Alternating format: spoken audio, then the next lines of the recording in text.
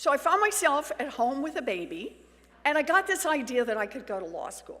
So I headed off to a state law school, cost $450 a semester, with a little one on my hip. But first, I needed childcare. So as I'm about to head to law school, my daughter Amelia is almost 2. And in order to do this, I gotta find daycare. But how hard could that be? Well, I found out just how hard it was. I spent weeks visiting all kinds of places, and none of them were right. The kids looked miserable, there was a funny smell, the waiting list was a mile long, the cost was way outside our budget. So finally, it's getting down to like the last week before law school classes are gonna start. I'm starting to sweat, and then I find a truly great place. Cheerful teacher, nice play area, nothing smelled funny. There was only one problem. They only took children who were dependably potty trained.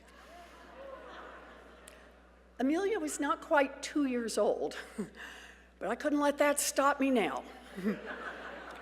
I had about 5 days to get my toddler dependably potty trained. I just want you to know I stand here today courtesy of 3 bags of M&Ms and a very cooperative toddler. So that's why I'm here. But here's the thing. Childcare never stopped being an issue.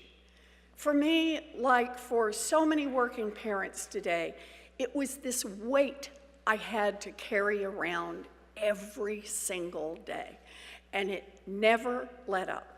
Now, eventually I graduated from law school, hugely pregnant with baby number 2.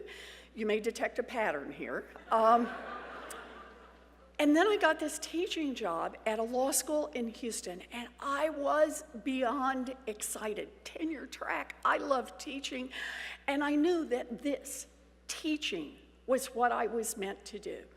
So I did whatever it took to make it work. I taught Sunday school, I made cookies for the bake sale, I got dinner on the table every night.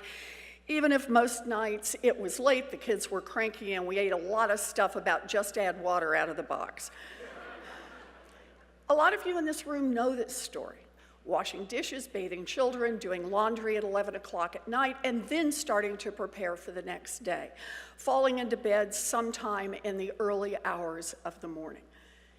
It was hard, but I could do hard. It was exhausting, but I could do exhausting.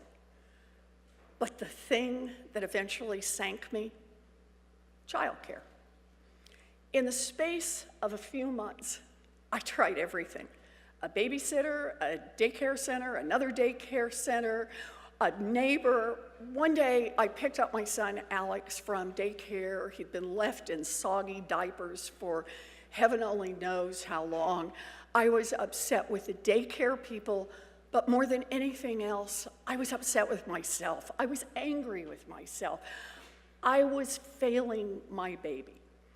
And so one night, after I put both kids to bed, my 78-year-old Aunt Bee called long distance from Oklahoma just to see how I was doing. And I said, fine, in that kind of thin, thready voice. And then it was over. I just started to cry. I couldn't hold it together any longer. I blurted it out. I told my Aunt Bee that I was going to quit my job. I hadn't thought about it, but it just all crashed down, and the words just fell out of my mouth. I cried, I sobbed, I loved that job, but that was it. And finally, I blew my nose, I got a drink of water, and then Aunt Bee said 11 words that changed my life forever. I can't get there tomorrow, but I can come on Thursday.